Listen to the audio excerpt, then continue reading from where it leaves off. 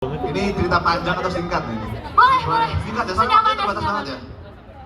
Gak apa-apa katanya, kalau di sini mah pada sampai maghrib juga gak apa-apa.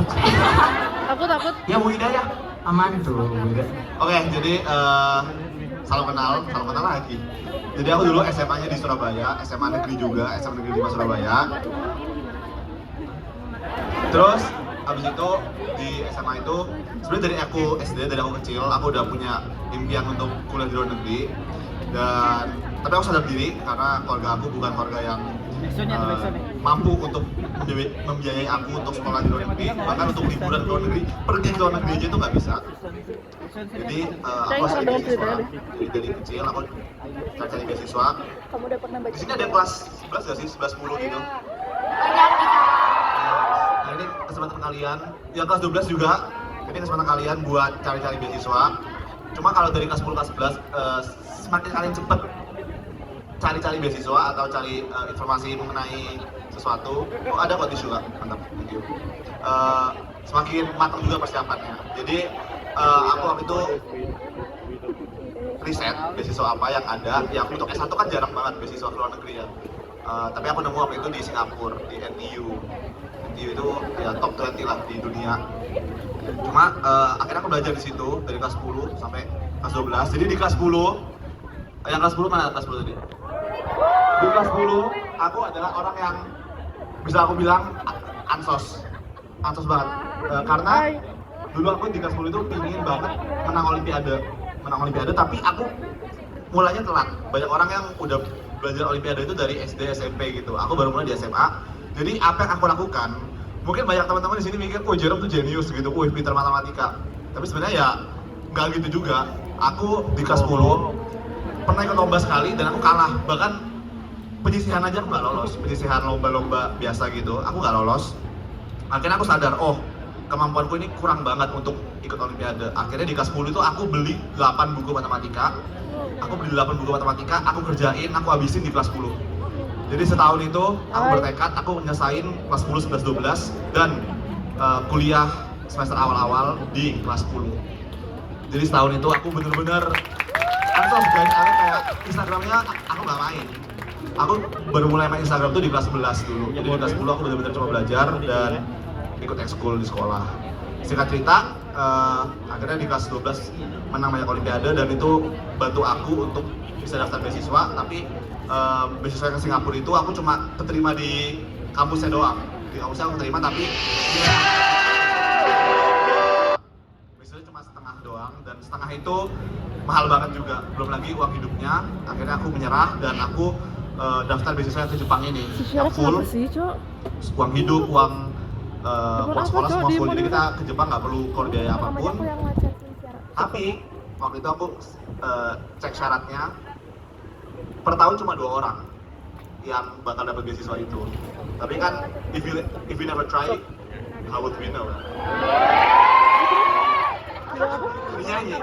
Jadi kalau nggak coba ya nggak mungkin tahu gitu. Ya kan, akhirnya aku coba ikut tes matematika dan bahasa Inggris tesnya waktu itu. Nah itu teman-teman, kalau misalnya mau dapat beasiswa atau searching tentang ya kampus apapun itu, kan harus semakin cepat kalian tahu persyaratannya apa, tesnya apa, semakin cepat kalian bisa mempersiapkan itu. Nah yang ini tuh cuma matematika sama bahasa Inggris. Nah bersyukurnya aku bisa matematika kan, lumayan bisa. Jago lah. Lumayan bisa. Akhirnya tes lulus, tes tulis, tes wawancara lulus. Jadi dari 20.000 orang Indonesia yang daftar, aku terpilih jadi 2 dari 20.000 orang.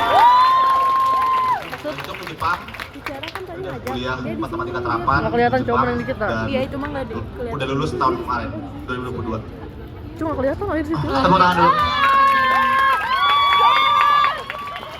Mau nanya Kak Jerome, kan ini ya biasanya di Surabaya kan Mbak ya studinya. Kan biasanya tuh di setiap kota atau provinsi atau kabupaten tuh biasanya ada universitas yang terkenal. Kayak misalnya di Bandung pasti incaran kita kan kayak ITB, Unpad. Kalau misalnya di Surabaya apa yang terkenal misalnya? Surabaya, ITS, UNER, tahu nggak? Tahu gitu. Pura-pura aja kayak. Tapi kenapa berarti udah lumayan dari masa remaja ya, udah punya tekad gitu Yes. untuk ke luar negeri. Maksudnya itu jarang sih. Apalagi kan pasti orang-orang yang masih ragu tuh kepikirannya ke duit gitu kan. Terus ke kayak jauh dari keluarga. Kenapa bisa siap gitu untuk menerima semua tantangan itu? Gini, yang perlu kita ingat baik-baik adalah ambisi atau mindset atau kayak passion itu penting banget karena itu membuat kita Wah, kapan lagi saya dilayani? mantap Dimas. Ini dia yang jemput aku. Makanya kalau mau dikenal, makanya kalau mau dikenal ngejemput ya Iya kan? benar. Jadi ketika kita punya suatu goals atau suatu ambisi atau suatu passion, maka kita mampu untuk melawan segala jenis tantangan atau kemalasan yang kita hadapi gitu. Kalau goals kita nggak kuat banget, motivasi yang ada dalam tubuh kita, dalam diri kita itu nggak kuat, mindset kita nggak kuat, itu akan sangat susah untuk menghadapi tantangan. Kita akan make excuse, kita akan lebih fokus kepada mencari alasan. Oh, tantangan ini membuat aku nggak bisa untuk melanjutkan studi. Aku bisa bikin alasan. Oh, aku nggak berasal dari keluarga yang mampu, jadi aku nggak perlu keluar negeri. Aku bisa bikin alasan. Aku dulu nggak bisa ngeles pelajaran, sedangkan teman-teman aku ngelesnya mahal-mahal. Aku bisa jadi itu sebagai satu alasan untuk aku gagal gitu. Tapi aku nggak mau gitu. Aku punya goals yang besar dan aku benar-benar berambisi untuk dapetin itu sehingga tantangan-tantangan atau kekurangan-kekurangan yang aku punya nggak aku jadiin sebagai alasan. Kalem. Gitu sih. Jadi itulah pentingnya punya mindset yang kuat. Ya. Kalian harus tahu teman-teman, kenapa kalian mau ngejar itu gitu? Kenapa? Misalnya kalau kalian masuk ITB, kalian bisa gini gitu. Kalian harus bayangin ketika kalian lulus dan ketika kalian gagal, gitu. Ketika kalian gagal, apa perasaan kalian? Ketika kalian lulus, apa perasaan kalian? Kalian bayangin itu dan aku sih menyarankan untuk melakukan itu karena kadang-kadang kita nggak kepikiran gitu loh. Kita baru sadar rasa sakit ketika kita gagal, pas kita gagal. Kalau kita bayangin dulu nih sebelum kita bener-bener menghadapi ujiannya, maka kita akan punya motivasi yang kuat, yang tadi aku bilang motivasi yang kuat untuk melawan segala jenis tantangan dan kemalasan itu sih. Luar biasa banget. Excited ya Kak, pasti kan tadi kita kalau belajar ada malasnya lah ya. Nah menurut Kak Jerome sendiri ini strategi belajar kayak gimana sih yang paling efektif buat pelajar kayak kita? 20. Oke, strategi belajar ini sebenarnya subjektif banget, bergantung orang gitu. Kalian harus mengenali beberapa tipe belajar, ada yang auditori, tahu, kinestetik, visualnya itu teori-teori lah. Nah kalian harus benar-benar ngerti diri kalian tuh cocoknya kayak gimana dan setiap mata pelajaran itu pasti beda-beda. Kayak matematika, kalian kalau misalnya merasa kalian auditori atau misalnya kalian merasa visual lah, let's say, kalian cuma ngeliatin soal gitu, gak bakal bisa. Harus dikerjain soalnya, harus banyak latihan soal. Semakin banyak latihan soal, semakin bisa. Dan itu yang aku lakukan dulu. Kayak misalnya untuk menguasai logaritma, trigonometri, aku ngerjain 1000 soal ada kayaknya. Aku beli 8 buku soalnya. 8 buku yang di kelas 10, kelas 11, kelas 12 aku juga beli buku lagi buat aku kerjain. Jadi semakin banyak latihan, semakin bisa. Tapi itu kan untuk matematika, untuk fisika, kimia, let's say. Tapi gimana kalau misalnya untuk biologi, untuk PKN dan sebagainya, pasti beda cara belajarnya. Nah itu kan harus temuin apa sih yang paling efektif buat diri kalian sendiri. Kalian jangan bandingin sama orang lain karena nggak bisa. Dia punya cara belajar sendiri, aku punya cara belajar sendiri.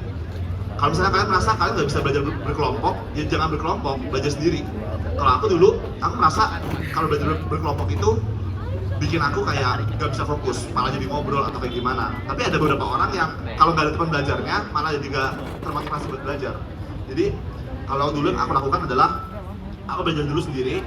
Terus ketika aku udah punya suatu ilmu yang udah dari buku lah, let's say, aku ngerasa udah cukup, baru aku belajar berkelompok. Nah di kelompok itu baru aku diskusi atau baru aku minta teman aku ngetes aku. Kalau ada soal yang aku belum bisa, ya udah berarti pengetahuanku atau ilmuku masih kurang. Jadi terus aku juga ngetes mereka gitu. Jadi aku belajar berkelompok ketika aku sudah punya bekal ilmu dulu gitu. Itu sih teman-teman. Jadi sekali lagi aku nggak bisa kasih belajar efektif kayak gini, cuma kan harus mengenal diri kalian masing-masing. Gitu sih. Boleh tepuk tangan. Setiap penggalan kalimat udah akan. Udah harus tepuk tangan di setiap pertanyaan. Ini kayak Amaze semuanya berarti. apa? Amaze banget. Coba ada nggak yang ternyata cara belajarnya sama, ternyata punya kesamaan sama Jero. Oh, Wah, bohong. Aku kinestetik banget. oh ya. Aku kinestetik banget. Jadi dulu aku sempat dimarahin sama orang tua aku karena dikiranya aku nggak belajar. Aku kalau ngafalin biologi gitu, ngafalin sesuatu pelajaran hafalan, aku biasanya sambil main bola. Iya, aku main basket sambil aku belajar. Sama, mantap. Itu Mungkin sama main bola juga sambil belajar. terus gimana cara aku belajar di kelas? Gak boleh gerak. Aku dulu klotekan, tau klotekan nggak? Meja ini aku gini-gini terus nih. Atau kan kakiku gerak gini. Kalau aku kayak gini aku nggak bisa mikir. Bagi beberapa orang itu aneh. Tapi buat aku ya itu yang efektif gitu. Terus aku belajar, bukan belajar kan, kayak kalau gini kan ganggu orang nih. Gimana caranya supaya gak ganggu orang? Akhirnya aku belajar muterin pulpen. Aku belajar tuh, ada pulpen nggak sih? Ya pokoknya kalau kalian sering nonton aku sering banget putar pulpen kayak gini. Itu buat apa? Ya supaya aku gerak. Karena kalau aku lagi mikir, aku diem, gak bisa mikir aku. Gitu sih. Bisa kayak gini tuh, ya kan? Kayak gini. Wah, kudu difigurakeun ya, Bang. Jadi aku tuh kalau ada soal itu aku pasti kayak gini, pasti aku mikir sambil gerak gitu. Nah ada beberapa orang yang gak bisa mikir kalau nggak kayak gitu. Jadi benar-benar beragam banget dan kalian harus mengenal diri kalian sendiri. Dan cuma kalian yang bisa mengenal diri kalian sendiri gitu. Itu sih menurut aku. Oke. Udah jangan tepuk tangan dulu tuh. Tapi denger ceritanya Kak Jerom ya, terus kayak ngelihat Kak Jerom orang gimana, kelihatannya ke orang yang apa ya, maksudnya tadi kayak denger kayak orang yang belajar terus tadi seperti kayak orang yang belajar terus kayak orangnya tekun, giat. Pernah gak sih suatu masa mengalami kayak malas gitu, penat belajar kayak gimana sih belajar? Oke. Apa sih belajar? Nggak usah belajar. Jadi sebenarnya definisi belajar itu kan sangat-sangat luas juga ya. Betul. Ya ini let's say kita anggap belajar pelajaran sekolah. Oh ya bosan itu pasti lah. Bosan itu pasti. Cuma untuk matematika, aku maksa diri aku untuk terus belajar karena aku tahu aku masih jauh nih dari goals gitu. Aku masih belum menang olimpiade, aku masih belum siap. Nah itulah pentingnya goals tadi ulang. Pentingnya buat target. Karena kalau nggak ada target, ya udah aku nggak belajar juga nggak apa-apa. Aku merasa ya udah aku nggak perlu belajar kok. Tapi aku bikin target, aku harus menang olimpiade dan itu bikin aku belajar. Jadi awalnya kita bikin target, terus nanti target tuh yang bikin kita dalam tanda kutip bikin, karena kita jadi semangat, jadi ada motivasi yang kuat untuk melawan rasa malas. Nah, satu hal lagi, aku selain belajar, aku pasti isi waktu aku, kalau misalnya aku lagi bosan belajar, aku cari sesuatu yang produktif juga, yang ngembangin diri aku. Misalnya main bola atau kayak main musik, gitu-gitu. Jadi aku cari sesuatu skill baru yang kira-kira diperlukan juga, dan aku coba belajar itu gitu. Selain aku belajar dari buku, jadi kayak ya misalnya main olahraga atau sekedar beatbox, misalnya belajar beatbox itu kan kayak ya contohnya belajar apa? Ya kayak paling kan yang dasar-dasar. Misalnya gitu. Disimpan di Misalnya gitu, kayak gitu, kayak cari sesuatu ya sebagai refreshing kalian daripada main game. Ya kecuali kalau kalian mau jadi pro player itu beda cerita lah. Tapi kalau misalnya kalian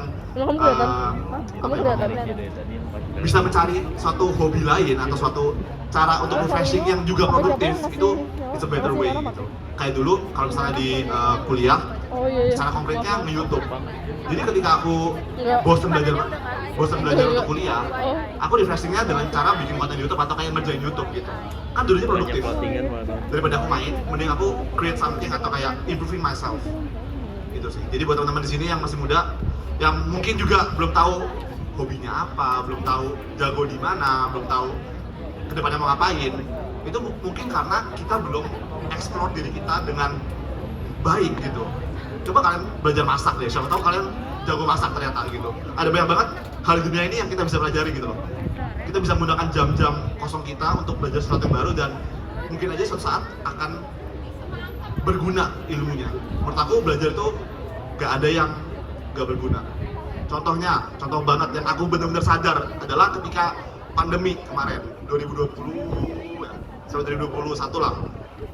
Teman-teman teman-temanku yang bisa masak, akhirnya mereka bikin bisnis masak. Yang dulunya mungkin sebelum pandemi itu skill masak itu mungkin nggak berguna, mungkin ya ketika sekolah. Tapi ketika akhirnya pandemi online, mereka bikin suatu bisnis sendiri dari skill mereka masak.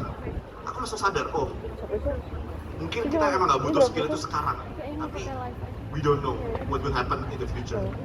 Jadi nggak ada skill apapun yang nggak berguna.